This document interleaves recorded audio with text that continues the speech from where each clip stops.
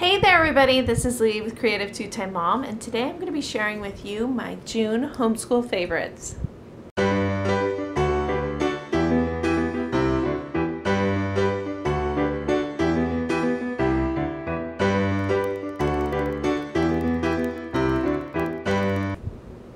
So back in May's video, which I will link down below, I said I wasn't sure if I was going to be doing homeschool favorites videos over the summer or if they would just be favorites videos. You guys know that we follow a traditional school calendar from the middle of August until the end of May, and I just wasn't sure what we would be doing. I knew there would be lots of swimming, lots of VBS, lots of visiting with family, but I wasn't sure how much school type stuff we would be doing.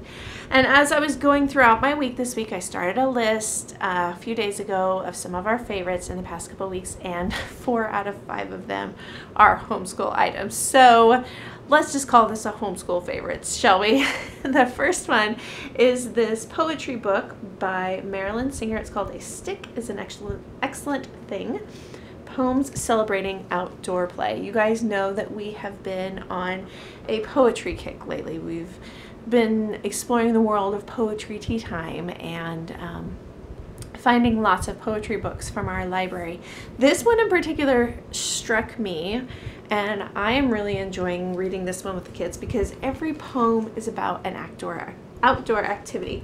Skateboarding, running up and down the sidewalk, playing jacks, bubbles, jump rope, swinging. The illustrations are super fun, very colorful. They have, to me, a very outdoors type feel. Playing basketball, Monkey in the Middle. Who of us does not remember Monkey in the Middle? But my kids have not gone to school, so this isn't something that they have grown up with. Hanging upside down on the bars on the playground. So I really loved this one because it combined two things for us. The poetry aspect, of course, but also just the getting outside, being active, playing type part of life. And that's something that I always encourage with my kids is go outside and play, get on the trampoline, ride your bike, let's go for a walk. So this one was a favorite. I hope that you will check this one out. The next two things are some things that you can actually pick up at the Dollar Tree, and I've seen in a couple of hauls. I've had them both for a while, but we didn't break them out until after school was out for the summer. Actually, this one we used the last 2 weeks of school, I believed.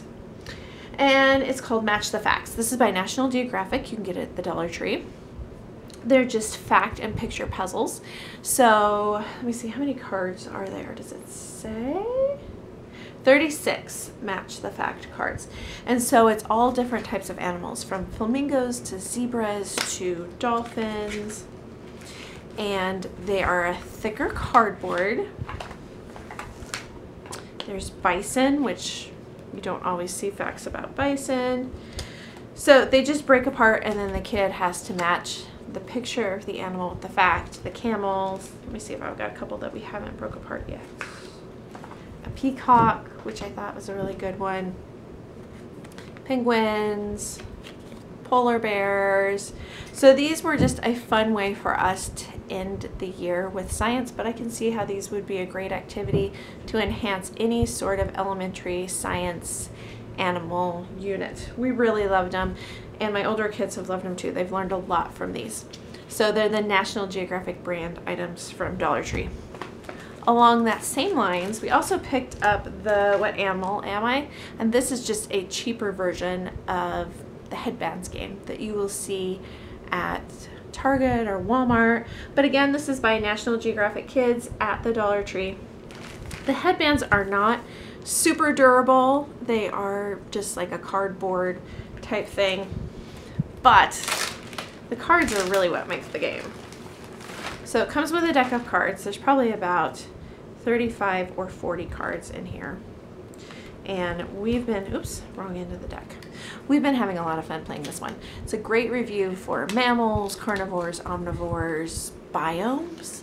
Like, I could see this being a really great activity for 4th grade science because you talk about biomes, you talk about life cycle, food webs, all this stuff in your questions because you're trying to figure out what kind of animal you are. We had a really fun time with this one. So, like I said, the cards are totally what make this game. They're all animals, which is my other thing. If you just get the regular headband set from Target, Walmart, it's going to be a lot of fun. The headbands are going to be more durable than these. You're going to have a great time with it, but this set is only $1, and it's a great way to just do some refreshing questions in your science unit. So I was really happy with that. The next thing is this video. Most of you have probably seen it, but we just picked it up from our library. It's a Disney nature video, and it's called African Cats. And it follows the story of 3 different cats in Africa and what their experience is like. So it's shot in a very documentary style, but the way the story is told, it really draws you in to these characters. And what they did is they basically went out and they followed them. They let them do what they're going to do so that it's very, like I said, documentary style because it's real life. But then they add the story to it so that your kids get into it instead of just saying, you know, the lion did this, the lion has a name, the tiger has a name, the cheetah has a name, and you get drawn into what it is like for them to survive in the wild.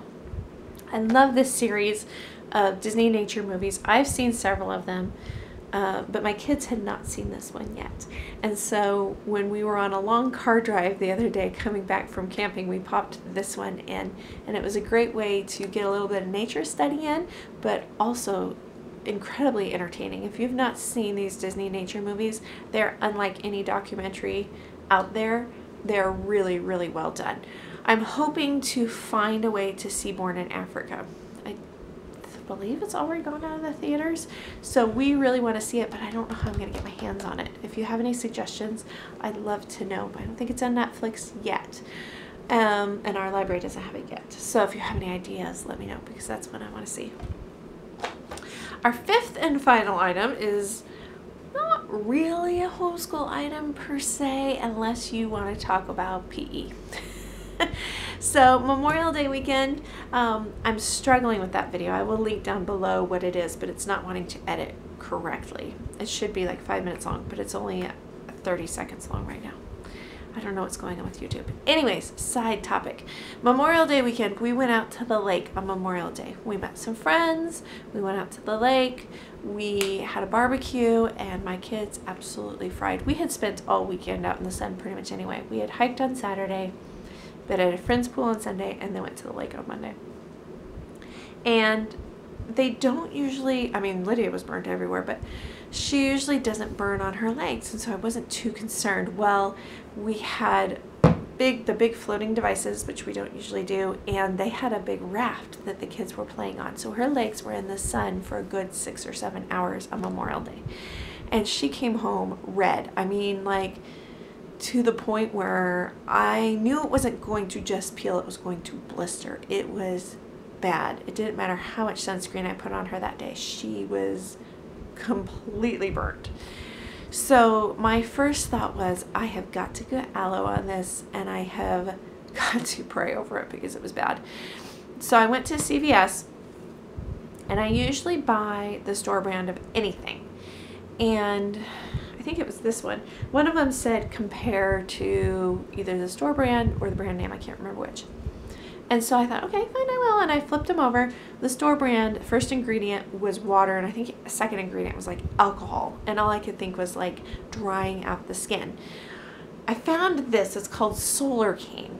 And the first ingredient is aloe vera juice. And I thought, okay, so I'm going to spend, I think it was like $2 more. I'm going to spend the extra money. As you can see, we used quite a bit of it that day. And I just started immediately putting these thick layers of aloe on her because she was just really red. And after about the second layer, I thought, okay, now what I'm going to do, because I started to remember lavender oil is really good for pain. I'm going to add, I took like a quarter size of the aloe and mixed it with 3 or 4 drops of lavender and just started slathering it on her legs because her legs were really bad. Within 24 hours, totally gone. She slept fine that night. She woke up the next morning just saying that she just felt dry, but she didn't itch. She wasn't in pain. She did not blister, and not only did she not blister, she didn't even peel. And I'm talking, this kid was red. So I was just completely shocked between this, which I think was the major deciding factor, and the lavender oil. We definitely dodged a bullet. Like I said, it didn't matter how much sunscreen I put on her that day.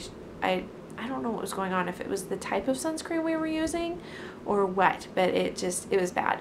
So cannot recommend this highly enough, especially if you're going to be spending any time out in the sun this summer. I immediately tossed out that sunscreen and went and bought new stuff, and I'm definitely hanging on to this. This was the only one in the store that day, because if there had been more, I probably would have bought a second one. So that is our homeschool favorites for the month of June. I hope you guys enjoyed this video. Leave me a comment down below. Let me know, are you homeschooling year-round? Are you just schooling in a traditional calendar? And if you are you supplementing over the summer? I will also link down below kind of our summer education plan so you can see what we're doing.